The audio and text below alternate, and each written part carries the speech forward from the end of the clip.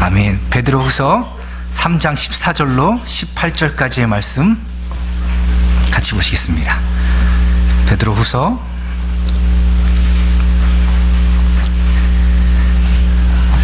3장 14절부터 18절까지의 말씀, 저 여러분들이 한 절씩 교독하시겠습니다. 그러므로 사랑하는 자들아, 너희가 이것을 바라보나니 주 앞에서 점도 없고 흠도 없이 평강 가운데서 나타나기를 힘쓰라.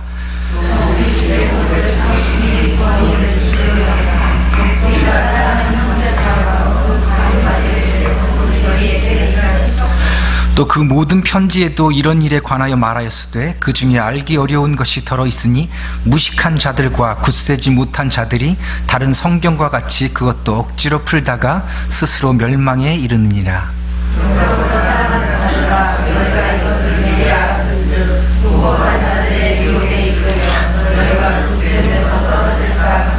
같이 읽습니다. 오직 우리 주 곧 그리스도와 그를 아는 지식에서 자라가라. 영광이 이제와 영원한 날까지 그에게 있을지어다. 아멘. 2019년도 첫 주일을 하나님 앞에 예배 드릴 수 있어서 참 감사합니다. 매년 어떤 방식으로든 우리는 변화하지요. 좋게 변하기도 하고 때로는 나쁘게 변하기도 합니다. 그런데 2019년은요, 예수님의 은혜와 그 지식에서 자라가는 한 해가 되기를 축복합니다. 이 한 해가 다 끝나고 뒤돌아 보았을 때 이전과는 다른 한 해였다라고 고백하는 그런 한 해가 되길 원합니다. 여러분, 우리가 우리 인생을 돌아볼 기회가 있을 때 2019년 이전과 2019년 이후가 나누어지게 되는 귀한 은혜의 변곡점이 되기를 축복드립니다. 모든 은혜는요, 하나님께로부터 나옵니다. 영이신 하나님의 은혜는 육체를 입으신 예수 그리스도를 통해서 우리에게 오게 되었습니다. 그래서 그 우리 예수님이요, 우리를 위해서 죽고 사셔서 우리가 또한 살게 된 겁니다. 그런데 우리 예수님이요, 하늘로 올라가셔서 지금 안 계시는데요, 하늘로 올라가셔서 우리에게 그의 영을 보내주심으로 말미암아서 그의 영으로 우리와 함께 해주신 줄 믿습니다. 그런데 그 성령은요, 말씀을 기록하신 분이란 말이죠. 그래서 그 말씀과 우리가 함께 있는 순간에 하나님의 영과 함께 있는 것이고, 그 하나님의 영과 함께 있는 순간이 곧 하나님이신 예수 그리스도와 함께 하는 시간입니다. 그래서 말씀을 읽고 듣고 나누는 것이 우리가 곧 하나님을 만나는 순간인 줄 믿습니다. 지금 우리가 이 시간 기록된 말씀을 듣고 있다면 지금 우리는 하나님과 함께 하고 있는 줄 믿습니다. 우리들의 상황과 형편에 상관없이 하나님께서 이 말씀을 읽고 듣고 나누는 우리에게 은혜를 주시는 것은 이것이 나누어질 때 우리와 함께 해 주시기 때문입니다. 하나님과 함께 한다는 것은요, 그 빛 되신 하나님과 함께 한다라는 것은요, 그 빛을 우리가 받아서 우리 또한 그 빛이 되었다는 겁니다. 이것이 가장 큰 은혜입니다. 우리가 앞으로 하나님 앞으로 나아갈 수 있는 그 큰 은혜를 얻은 것이라고요. 무엇을 통해서요? 말씀을 통해서요. 그 말씀이 믿어지는 것이 성령의 가장 큰 은사이고 가장 큰 은혜입니다. 그래서 그 말씀을 통해서 우리는 예수가 그리스도임이 믿어지게 됩니다. 우리들의 몸은 점점 약해가지만 우리 하나님은 우리를 더 좋은 곳으로 이끌어 가실 것이 너무도 분명하기에 오늘 아픈 것이, 어제의 실패가 그렇게 나를 아프게 하지 않아요. 하나님의 은혜는요, 하나님께서 원하시는 특별한 사람들에게만 은혜가 베풀어집니다. 유효적으로 작용을 해요.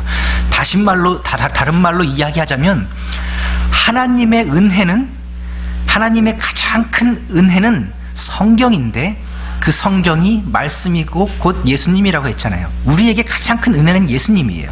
그 예수님이 곧 말씀이고요. 그러니 그 말씀은요, 곧 하나님께 택함을 받은 사람들만을 위해서 써졌다는 겁니다. 우리 베드로전서 1장 1절 2절 찾아서 읽어보십시다. 정말 하나님의 말씀은 하나님에게 택함 받은 사람, 그 사람들만을 위해서 써졌는가요? 베드로전서 1장 1절 2절 같이 읽겠습니다. 예수 그리스도의 사도 베드로는 본도, 갈라디아, 갑바도기아, 아시아와 비두니아에 흩어진 나그네 곧 하나님 아버지의 미리 아심을 따라 성령이 거룩하게 하심으로 순종함과 예수 그리스도의 피 뿌림을 얻기 위하여 택하심을 받은 자들에게 편지하노니 은혜와 평강이 너희에게 더욱 많을지어다. 아멘. 사도 베드로는요, 여기저기 흩어져 있는 나그네들에게 편지를 썼습니다. 그런데 지금 그 편지를 우리는 성경으로 받고 성경으로 읽습니다. 너무 좋은 내용이고 사도가 썼기 때문에 성경이 된 것이 아니라 하나님께서는 처음부터 성경으로 기록될 목적으로 이 말씀을 기록한 것이고 편지라는 형식을 가지게 있는 것이죠. 그런데 이 편지를, 이 성경을 받는 사람은 누구라고요? 택하심을 받은 자들 뿐이다 라고 얘기해요. 택하심을 받은 사람들은요, 첫 번째, 하나님께서 미리 아신 자들이다 라고 얘기해요. 창세전에 미리 택하기로 정하신 사람들에게만 이 은혜가 주어진 것입니다. 하나님의 미리 아심을 따르는 자들만이 하나님의 말씀을 받을 수 있는 거예요. 그러므로 하나님의 말씀은 오직 하나님께서 미리 아신 자들을 위해서만 주어진 겁니다. 두 번째로, 성령이 거룩하게 하신 자들에게만 말씀이 주어졌다고 얘기해요. 미리 아심을 받은 자들을 다른 말로 성령이 거룩하게 하신 자들이다 라고 얘기해요. 거룩한 자들에게만 이 말씀이 주어졌다고요. 도대체 이런 사람들에게만 말씀이 주어졌는데 왜 이 말씀이 그런 사람들에게 주어졌을까요? 두 가지로 볼 수 있는데, 첫 번째는요, 그리스도에게 순종하게 하기 위하여입니다. 오직 남은 자들, 그 남은 삶이 그리스도에게 순종하기 원함입니다. 그렇게 다짐하는 사람들. 그래서 하나님께서 말씀을 주신 이유는요, 구원하심과 동시에 구원받은 사람답게 살아가게 하기 위함입니다. 그리스도에게 순종하며 살아가라고요. 두 번째로는요, 그리스도의 핏뿌림을 얻게 하기 위하여 라고 이야기합니다. 말씀이 주어진 것은요, 최종적으로 예수 그리스도의 핏뿌림을 우리가 얻게 하기 위함입니다. 예수 그리스도의 핏뿌림이란 무슨 말이냐면요, 애굽 땅에 있는 모든 신들을 무찌르고 그 구원이 없는 땅에서 가장 큰 저주인 장자가 죽는 저주가 내려질 때에 문설주에 어린 양의 피를 발랐을 때 그 죽음의 영이 그 담을 넘어갔지요. 그것을 유월절이라고 하고, 그 유월절의 어린 양이 의미하는 것이 바로 어린 양 되신 예수님입니다. 그래서 그리스도의 핏뿌림을 얻게 하기 위함입니다 하는 것은 그 죽음의 권세가 온 가정에 임하여서 다 죽게 되어야 되는데 살게 해주겠다는 거예요. 그 핏뿌림 때문에 이제 그와 그의 가정이 살게 하기 위해서 말씀이 주어졌다는 겁니다. 그런데 이런 역사가 오직 택한 사람에게만 일어난다는 것입니다. 그런데요, 성경은 계속해서 하나님의 말씀이 구원받은 사람에게만 주어졌다, 구원받은 사람에게만 주어진 선물이다 라고 얘기해요. 베드로는요, 두 번째 편지를 쓰면서도 똑같은 이야기로 시작합니다. 우리 베드로 후서로 넘어가 보십시다. 베드로 후서 1장 1절입니다.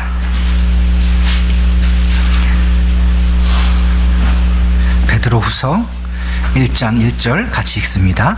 예수 그리스도의 종이며 사도인 시몬 베드로는 우리 하나님과 구주 예수 그리스도의 의를 힘입어 동일하게 보배로운 믿음을 우리와 함께 받은 자들에게 편지하노니. 아멘. 성경을 받은 사람들은 첫째, 하나님과 예수님의 의를 얻은 사람들이요, 둘째, 믿음을 함께 받은 사람들입니다. 편지가 너무 좋아서 성경이 된 게 아니라 성경으로 기록되기 위하여서 편지라는 형식을 가졌다고 했죠. 그러니 이 편지를 받는 사람이 곧 성경을 받는 사람들이고, 이 성경을 받는 사람들을 위해서 성경이 기록된 거예요. 그러니 하나님의 말씀은 하나님과 예수님의 의를 얻은 사람들을 위해서 써졌고 믿음을 함께 받은 사람들을 위해서 써졌습니다. 그런데 이 말씀이, 이 성경이 곧 누구라고 그랬어요? 예수님이라고 그랬잖아요. 그러니 예수님의 이 땅에 오심은 하나님과 예수님의 의를 얻은 사람들을 위해서 오히려 오셨고 믿음을 함께 받은 사람들을 위해서 오셨다는 겁니다. 우리는요, 예수님을 통해서 구원을 얻습니다. 그런데 그 예수님을 우리는 말씀을 통해서 만나게 되는 겁니다. 그런데 이 말씀은, 예수님은 누가 믿게 되냐면 창세전에 이미 구원받기로 예정된 사람들에게만 유효적으로 작용하여서 그 말씀이 믿어진다는 거예요. 만약에 내가 지금 그 말씀이 믿어지면요, 내 안에 그 성령이 살아서 움직이는 줄 믿습니다. 어떤 이들은요, 들어도 안 믿어지는데요, 우리는 믿지 말고 믿지 말아라 해도 믿어져요. 듣지 말래도 이렇게 들으려고 모이게 됩니다. 이것이 구원의 역사입니다. 우리는 사람 앞에 나오지 않고요, 하나님 앞에 나오지요. 그 하나님 앞에 나온다는 것은 하나님의 말씀이 있는 곳에 우리가 나아가는 겁니다. 하나님의 역사가 예수님의 역사고, 예수님의 역사가 예수님을 머리로 삼은 교회의 역사입니다. 그래서 여러분, 교회에서 잘 섬기는 것이 하늘나라를 위하여 무슨 상관입니까? 그 하늘나라가 이곳에서 우리가 섬기는 교회를 섬김으로 증거가 되는 겁니다. 그래서 교회에는요, 말씀이 육신이 되신 예수님 뿐입니다. 그래서 교회는요, 오직 말씀만이 남아있게 되는 것입니다. 결국에는요, 이 건물들 모두 다 사라질 겁니다. 세상은 모두 사라질 것이지만 오직 하나님의 말씀은 영원한 줄 믿습니다. 그런데 이미 구원 얻은 성도들에게 다시 한번 편지하면서 하나님의 영원한 말씀을 전하는 가운데 사도 베드로가 우리 성도들에게 하고 싶은 이야기가 있습니다. 베드로후서 3장 1절 2절 말씀 같이 읽어보겠습니다. 성경이 하나님이 우리에게 하시고 싶은 이야기예요. 베드로를 통해서. 같이 읽겠습니다. 사랑하는 자들아, 내가 이제 이 둘째 편지를 너희에게 쓰노니 이 두 편지로 너희의 진실한 마음을 일깨워 생각나게 하여 곧 거룩한 선지자들이 예언한 말씀과 주 되신 구주께서 너희의 사도들로 말미암아 명하신 것을 기억하게 하려 하노라. 아멘. 이것이 하나님의 말씀이 우리 인생에게 주어진 목적입니다. 구원과 동시에 이루어지는 성경의 목적을 한번 살펴보시면요, 첫 번째로 말씀은 진실한 마음을 일깨워 주기 위해서 써졌다는 겁니다. 여러분, 하나님의 말씀을 받는다는 건요, 하나님을 듣는다는 것이고 그것은 곧 하나님을 믿는다는 겁니다. 하나님을 믿는다는 것은요, 그 마음에 하나님을 인정하고 받아들이는 겁니다. 그런데 그 마음이 때로는 짐이 될 수 있어요. 그리고 그 마음은 있긴 한데 마치 없는 것처럼 살아갈 수도 있습니다. 그래서 진실한 마음이 일깨워지기 위하여 성경이 또한 주어졌다고요. 깨우십시다. 그 누구한테 얘기해요? 잠든 사람들에게요. 잠 들어가고 있는 사람에게 얘기해요. 말씀은, 예수님은 진실한 마음을 일깨운다고요. 진실한 마음인데 잠들어가요. 잠들었어요. 그런 사람들에게 깨움이 있게 된다는 겁니다. 성경은 계속해서 우리에게 요청해요. 일어나라, 깨어나라, 주의하라, 그렇게 말이죠. 왜냐하면 우리들의 인생은 구원받았음에도 불구하고 마치 구원이 없는 사람처럼 살아갈 수 있기 때문입니다. 예수님께서 우리를 빛으로 삼아주셨는데 마치 빛이 아닌 것처럼 어둠 속에서도 살아갈 수 있기 때문이에요. 깨어있는데 살아가긴 하는데 잠든 것처럼 사는 인생들이 있고 있을 것이기에 성경은 우리를 다시 일깨워준다라고 얘기합니다. 둘째로 말씀은요, 생각나게 합니다. 누구를 섬기는지 생각나게 해요. 생각나게 하다라는 말 앞에는요, 다시 생각나게 하다라는 말이 들어가겠죠. 왜요? 까먹었으니까요. 생각나게 하는 겁니다. 예수님이 어떤 분이시고 내가 어떤 존재였는지 그 말씀을 통해서 우리가 깨닫게 됩니다. 그리고 셋째로 말씀은요, 우리로 하여금 기억하게 합니다. 기억하십시오 하는 건 뭐예요? 너무 중요하니까 잊지 말라고요. 그런데 기억하십시오 하는 건 뭐예요? 까먹을 수 있다는 거예요. 우리가 말씀을 받고 예수님을 구주로 받지만 살아가면서 예수님이 없는 것처럼 그 기억마저 잊어버리고 살아갈 수 있다는 것을 얘기합니다. 말씀을 받지만, 구원을 받았지만 그들의 삶의 모습은요, 말씀을 기억하지 못하는 것처럼, 마치 구원을 받지 않는 사람처럼 살아갈 수 있다고 이야기하는 거예요. 여러분, 하나님의 말씀은요, 오직 택함 받은 하나님의 자녀들을 구원하기 위해서 써졌습니다. 말씀 때문에 우리가 구원을 얻어요. 동시에 하나님의 말씀은 구원 얻은 자들을 위해서 써졌습니다. 좀 헷갈리지요? 구원하기 위해서, 구원 얻은 자들을 위해서, 같지만 다른 이야기예요. 구원함을 얻기 위해서 우리가 믿음 생활하는 것 아닙니다. 구원함이 주어졌기에 우리는 믿음 생활하는 겁니다. 우리는요, 믿음을 얻어내기 위해서 말씀을 받는 것이 아닙니다. 믿음이 주어졌기에 우리가 말씀을 받을 수 있는 줄 믿습니다. 이것이 모두가 다 하나님의 주권적인 은혜예요. 믿음은 하나님의 선물이잖아요. 그런데 믿음이 주어졌지만 마음은 잠들 수 있고, 구원은 얻었지만 생각은 없어질 수 있고, 은혜는 받았지만 기억마저 가물해지는 일이 인생 가운데 생긴다는 것을 지금 말씀이 우리에게 이야기하고 있는 거예요. 그래서 말씀이 우리에게 주어진 이유를 다시 한번 생각해 봐야 돼요. 베드로후서 3장 3절 이하에 보면요, 말세에 정욕을 따라 행하는 자들이 등장하게 된다라고 이야기합니다. 말세에는요, 예수님이 이 땅에 오심으로 시작되었다고 성경은 이야기해요. 정욕을 따라 행하는 자들이 물어봐요. 야, 너네 예수님이 곧 다시 온다고 했는데 도대체 언제 오냐? 옛날부터 세상 그대로인데 아직도 안 오셨네? 심판이 도대체 어디 있느냐? 라고 묻는 자들이 정욕을 따라 행하는 자들이에요. 또 예수만 믿어서 어떻게 사는가? 믿음만 있으면 됐지 뭘 그렇게 힘들게 살아야 하는가? 일상생활은 내 책임이지 그게 무슨 하나님과 관련이 있는가? 이렇게 묻는 사람들이에요. 노아의 시대에는요, 시집가고 장가가던 사람들이 배 밖에 가득했습니다. 근데 너무 당연한 거잖아요. 그런데 그 일상 속에서 하나님 믿는 것 따로, 세상 살아가는 것 따로 그렇게 살았습니다. 아무리 악하게 살고 못 살아도 나에게는 절대로 심판이 없을 것이라고 그들은 믿고 일상 속에서 그냥 그렇게 살아갔습니다. 이런 자들을 성경은요, 일부러 하나님의 말씀을 잊으려고 하는 자들이다라고 이야기합니다. 이 사람들은요, 산 위에다가 배 짓는 사람들을 멸시했어요. 사공이 많으면 배가 어디로 간다고요? 그 욕하는 거잖아요. 배에다가 산 지으면 욕 먹을 만해요. 그렇죠? 노아가 산에다가 그렇게 오랫동안 배 짓고 있으니 손가락질 받을 만하겠죠. 얼마나 어리석습니까? 나는 이 아랫동네에서 장사하는 사람이니 저 산 위에 배를 지으며 살아가는 사람들과는 조금 다른 사람입니다. 아, 저렇게 하나님 말씀만 믿고 저렇게 살아가는 사람들도 있지요 하고 칭찬하는 사람들도 있었을 것입니다. 손가락질 하는 사람들도 있었겠지만 그때의 노아를 보면서, 그의 가족들을 보면서 야, 참 대단한 사람들이구나 생각하는 사람도 있었을 것입니다. 그런데요, 오직 그 배에 탄 사람들만 구원을 얻게 되었습니다.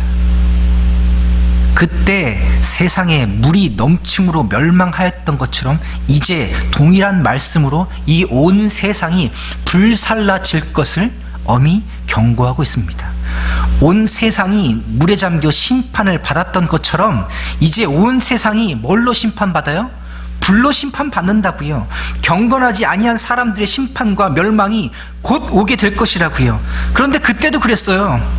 아무리 기다려도 온 세상을 물로 덮을 만한 비가 오지 않는데, 아무리 기다려도 예수님 오지 않는데, 그 사람들은요, 예수님 곧 올 거라고 생각하고 나무톱으로 허리가 잘려도 예수님 부인하지 않았어요.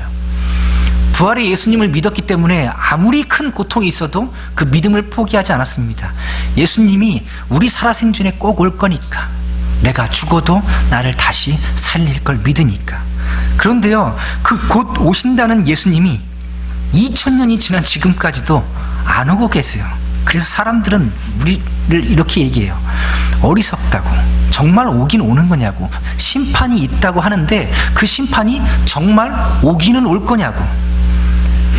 그런데요, 우리 성도들은요, 내가 구원받은 것이 너무도 확실한 것처럼 때로는 예수님이 내 살아생전에는 절대로 오시지 않을 것처럼 확신하고 살아간다고요.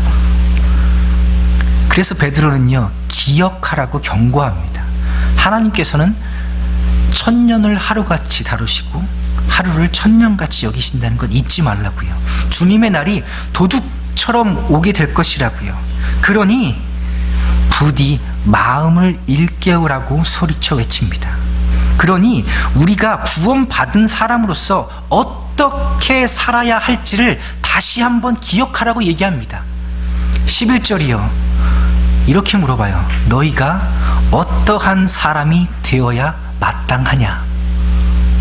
우리가 어떤 사람이 되어야겠어요? 구원받은 사람이요.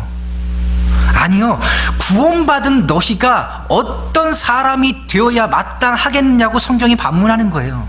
어떤 사람 되고 싶습니까? 천국 가는 사람 되고 싶습니다. 맞아요. 그런데 천국 가는 사람으로서 어떤 사람이 되어야 마땅하겠느냐라고 물어보고 있는 거예요.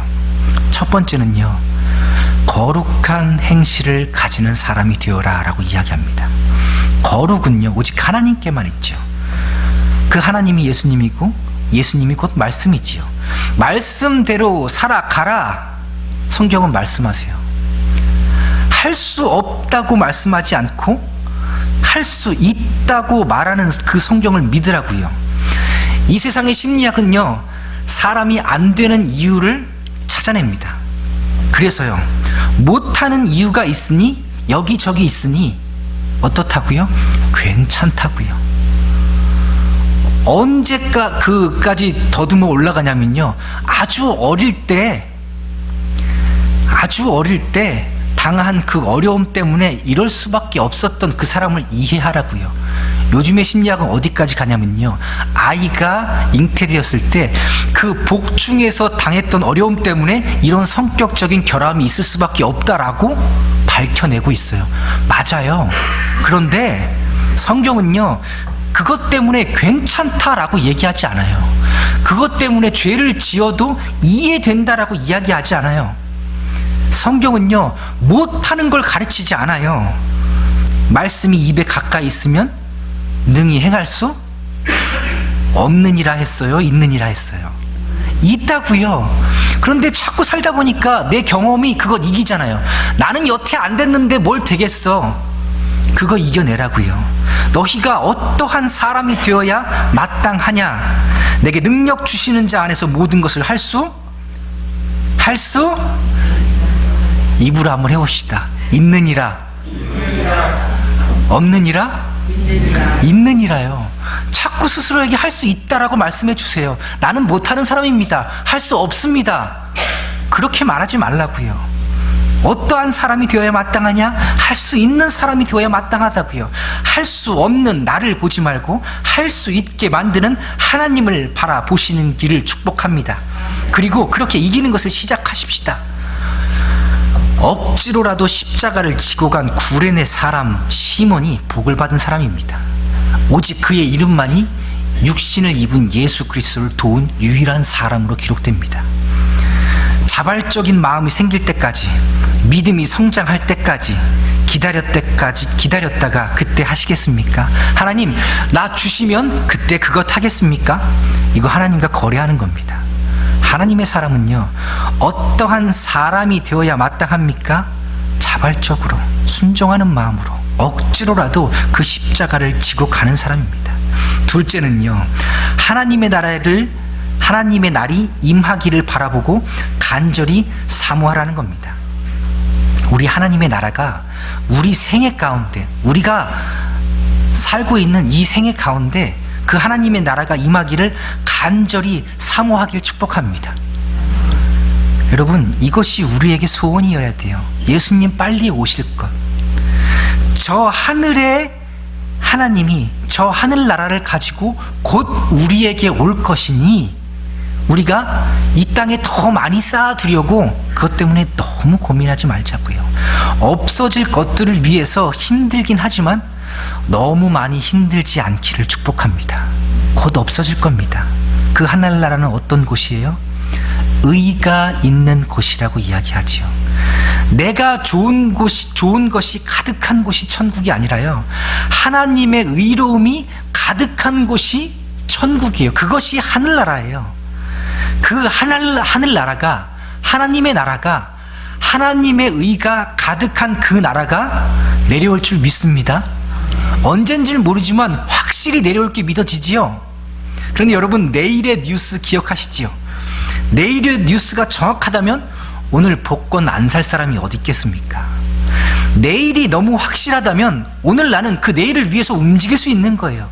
하나님의 의의 나라가, 그 의가 가득한 나라가 이 땅에 와서 하나님의 의로 가득해질 것이 너무도 확실하다면 그 하늘이 내려올 것이 아직 내일의 일이지만 그것이 너무도 확실하기 때문에 우리는 오늘 그 나라를 누리며 살아가는 겁니다.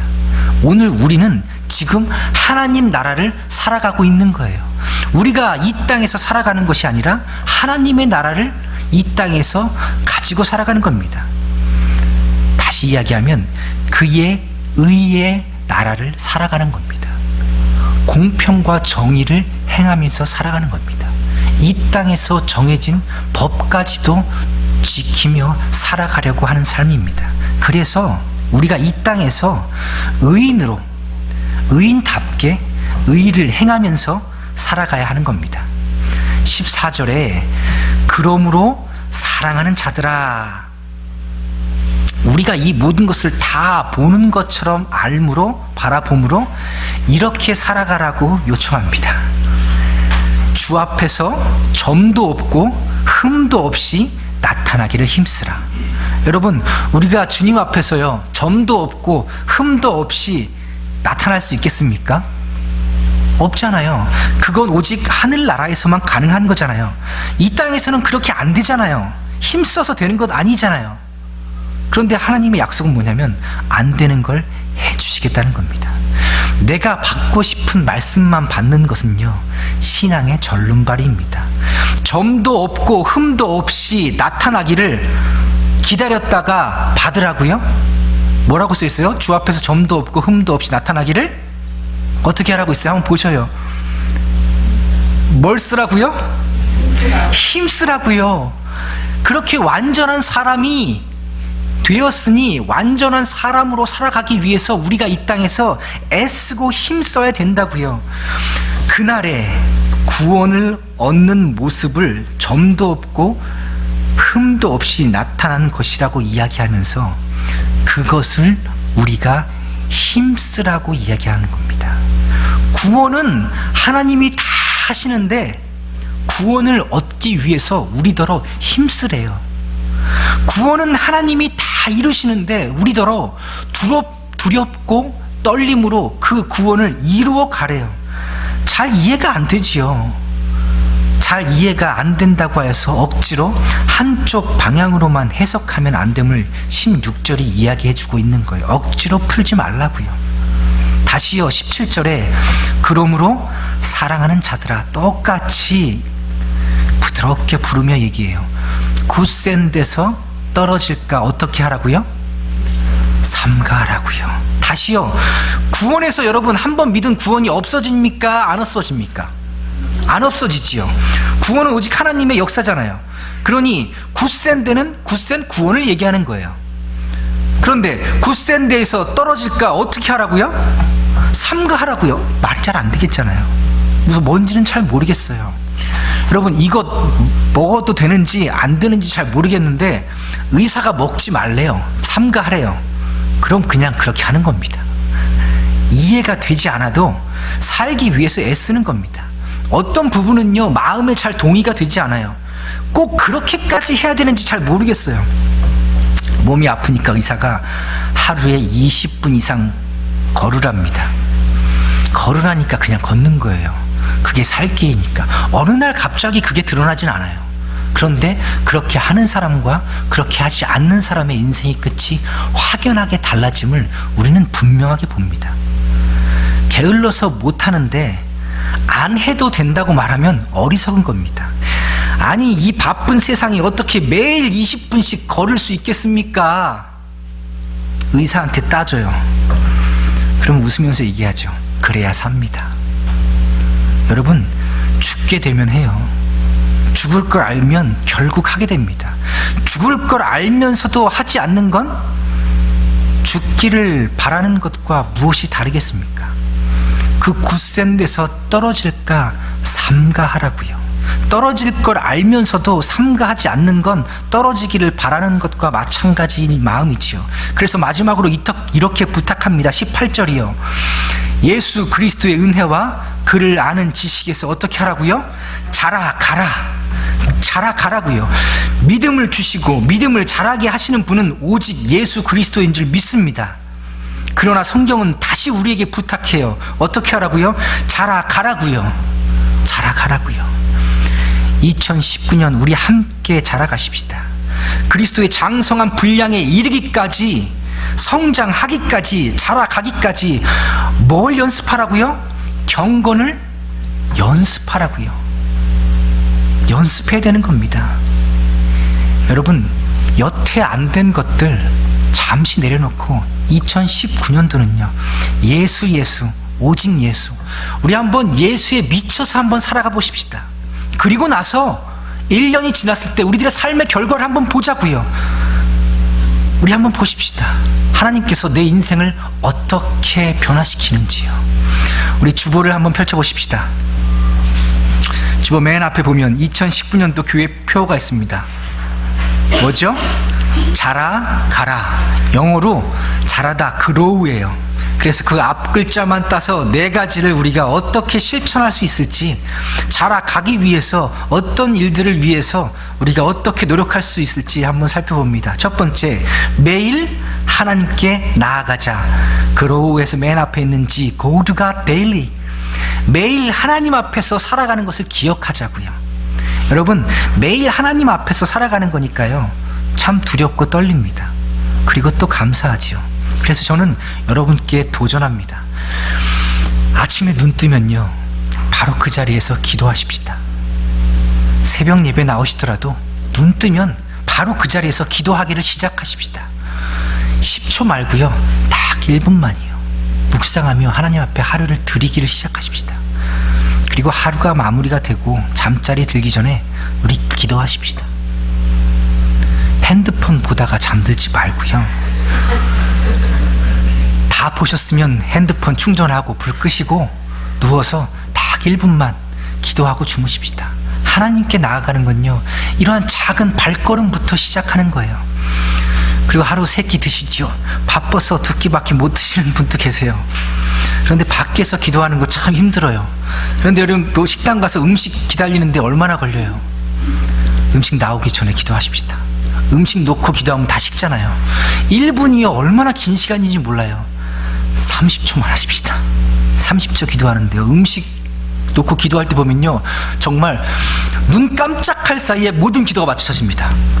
하나님 감사합니다. 아멘. 주여. 이 순간이요 정말 짧아요. 근데 우리 이렇게 기도하지 말자고요. 예수 믿는 사람이니까 2019년도는요 조금만 더 천천히 기도하십시다. 하나님 감사히 잘 먹겠습니다. 하나님께서 먹이시는군요. 두어 문장만 더해서 마음을 다해서 진심으로 기도하고 먹자고요. 매일 하나님께 나아가는 건요 무릎으로 나가는 겁니다. 우리 2019년도에 이렇게 작정하시길 축복합니다. 두 번째는 매일 말씀을 읽자. R은요 read the Bible daily. 매일 말씀을 읽는 것이요 이거는 아무리 강조해도 지나침이 없습니다. 기독교는 말씀의 종교예요. 우리 교회는요 날마다 솟는 샘물로 경건의 시간을 갖습니다. 교회에서도 판매해요. 뿐만 아니라 인터넷에서 얼마든지 무료로 접속할 수 있습니다. 저는 개인적으로 책을 보는 것이 더 좋아서 매달 구입을 해서 봅니다. 여러분, 매일 시간과 장소를 정해서 정해진 분량만큼 읽기를 시작하십시다. 하나님의 말씀을 내가 스스로 읽고 스스로 생각하지 않으면서 절대로 성장할 수 없습니다. 주일 예배 때 말씀 듣는 거 너무 중요하지요. 그런데 돌아가서 나 스스로 말씀을 읽고 묵상하는 데까지 가지 않으면요, 자라나지 않습니다. 여러분, 어떻게 스스로 먹지 않는데 아이가 자라날 수 있겠습니까? 여러분, 자라나야 됩니다. 우리 한번 해보십시다. 그러면요, 이게 너무 기뻐서 포기할 수 없게 돼요. 너무 힘든데도 야, 이것 때문에 내가 또 오늘 하루 살아가는구나, 여러분 깨달아지게 됩니다. 세 번째는 매일 하나님께 순종하자. 그래서 오는 obey God daily. 여러분, 말씀을 읽고 경건의 시간을 할 때요, 옆에 펜을 하나 가지십시오. 그리고 하루하루 무엇을 실천할 것인가 적어보십시다. 말씀에 따라서 매번 실천적 적용을 찾기 어려울 수도 있어요. 그러나 성경을 읽고 내가 오늘 무엇을 실천했는가, 실천하지 않았는가, 동그라미, 세모, X 이렇게 표시할 수 있는 아주 구체적인 행동을 적어보자고요. 여러분, 이것이 훈련이에요. 그리스도의 장성한 분량에 이르기까지 경건을 연습하는 겁니다. 경건은요, 연습이에요. 믿음은 연습으로 이루어지는 겁니다. 우리에게 주어진 믿음이 이러한 경건의 훈련으로 자라나게 되어 있다고요. 이렇게 적용할 수 있어요. 하나님, 오늘 사랑하라고 했으니 특별히 오늘 내가 내 가족을 더 사랑하겠습니다. 좋습니다. 그러면 사랑하기 때문에 무엇을 하겠느냐, 그걸 적어보자고요. 사랑만 합니다 하고 손은 쉬면요, 사랑 아닙니다. 오늘 내 가족을 위해서 내가 작은 몸의 움직임을 통해서 무언가 해내는 것, 그것이 사랑입니다.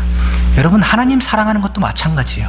하나님을 사랑하는데 내가 하나님을 사랑하기 위해서, 그 사랑을 드리기 위해서 구체적으로 내 몸이 무엇을 하겠습니다 라고 다짐하길 축복합니다. 그래야 그것이 하나님의 말씀에 순종하는 거예요. 대한민국 건달들이 팔에 제일 많이 쓰는 말 뭐죠? 착하게 살자. 착하게 사라지지 않아요. 쓰고 있고 마음으로 깨닫는다고 뭘 해야 돼요? 오늘은 안 때리겠습니다. 오늘은 남의 거 안 뺏겠습니다. 오늘은 길거리에 침 안 뱉겠습니다. 구체적으로 하나님 앞에 나의 행동들을 문장으로 적고 훈련하는 겁니다. 아이고, 뭘 그렇게까지 합니까? 한번 해보시자고요. 신앙이 그래야 자라나는 것이 눈에 보이게 됩니다. 참 좋은 구원의 능력과 믿음은 가지고 있는데 그 경건의 능력이 나타나지 않는 건요, 우리가 경건이 훈련되지 않아서 그렇습니다. 마지막으로 네 번째는 뭐죠? 매일 증거하자. Prepare to witness daily. 증거하려고요, 매일매일 준비하자고요. 여러분, 땅끝까지 이르러서 주님의 증인이 되자 하는 것은 예수님께서 마지막으로 우리에게 내려주신 지상 대명이에요. 그래서 우리 1년에 한 가정 전도하는 건 목표로 하십시다. 매일 증거하기 위해서 내가 준비해야 돼요. 어느 날 어떻게 기회가 올지 몰라요. 우리 이 도시에서 한국 사람 만나는 거 참 쉽지 않아요. 전도하는 거 참 쉽지 않죠. 그런데 어떤 사람이 나의 어떤 모습을 보고 그가 어떻게 구원받을지는요, 아무도 모릅니다. 하나님은요, 전도의 그 미련한 것으로 구원의 도를 전하십니다. 우리 전도하기를 시작하십시다. 목사님, 아무리 봐도 전도할 사람이 없는데요. 맞아요, 없어요. 사람이 없어요, 전도할 사람이. 근데 장사를 해요. 근데 사람이 참 없어요. 장사가 안 돼요. 그럼 고민하지 않겠습니까? 이 동네에 이렇게 사람이 없구나. 그럼 어떻게 하지? 어디로 가야 되지? 뭘 해야 되지? 여러분, 그게 시작이잖아요. 먹고 살아야 되니까 장사에 대해서 고민을 시작하잖아요. 예수님 믿는 사람이 예수님을 증거하기 위해서 무엇을 시작해야 돼요? 고민을 시작하는 거예요. 사람이 없구나. 어디로 가야 하지? 그리고 준비되어 있어야 돼요. 가게 하나를 여는데 그냥 문 뚝딱 열면 어디서 장사하라고 라이센스 줍니까? 배워야 돼요. 어디서 어떻게 해야 되는지 준비해야 됩니다. 여러분, 전도하기를 시작하십시다. 준비하십시다. 하나님께서 귀한 믿음의 열매를 주실 겁니다. 신앙이라는 건요, 경건의 이르는 연습은요, 그리스도의 장성한 분량에 이르기까지 계속되어야 되는데, 예수님에게까지 우리들의 믿음이 자라나는 것은요, 우리가 부모의 자리에까지 나아가는 겁니다. 부모의 자리에까지 나가는 겁니다. 말씀을 맺겠습니다. 여러분, 우리 자라가십시다. 우리가 자라가는 것이 우리 주님에게 영광이 됩니다. 우리가 자라나는 것이 하나님께서 우리를 향한 하나님의 뜻이에요. 2019년도는요, 내가 신앙의 부모의 자리에까지 자라가는 역사가 있기를 축복합니다. 여러분, 내가 먹는 것보다 자녀가 먹는 것이 얼마나 큰 기쁨인지는요, 해봐야 합니다. 내가 갖는 것보다 사랑하는 자에게 주는 것이 얼마나 큰 기쁨인지는 사랑해봐야 합니다. 여러분, 예수 그리스도의 은혜와 그를 아는 지식에서 자라가십시다. 우리 주님께서 인도하여 주실 줄 믿습니다. 같이 기도하시겠습니다. 주께서 우리를 자라게 하실 것이 너무도 분명하기에 우리 또 자라나기 위하여 최선을 다하여 살아가기 원합니다. 주의 은혜가 없이는 단 하루도 살아갈 수 없는 인생입니다. 주께서 내 생명을 불러 가시는 그 순간에 주님, 나 여기에 있습니다 기쁨으로 맞는 주의 제자들 되게 하여 주옵소서. 우리 주님이 이 땅에서 우리의 생에 곧 다시 오시기를 간절히 바라는 마음을 가지고 우리가 이 땅 살아가게 하여 주옵소서.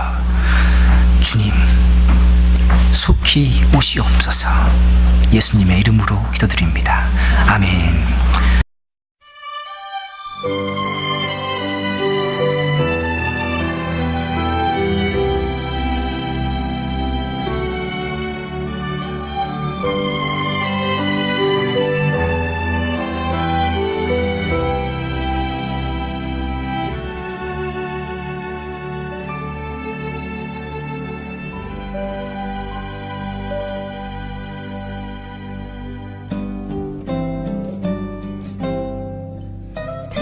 당신이 지쳐서 기도할 수 없고 눈물이 빗물처럼 흘러내릴 때 주님은 우리의 연약함을 아시고 사랑으로 인도하시네.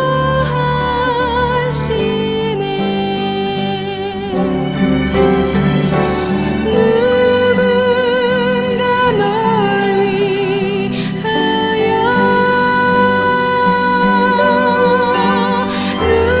누군가 기도하네. 내가 홀로 외로워서 마음이 무너질 때 누군가 널 위해 기도하네.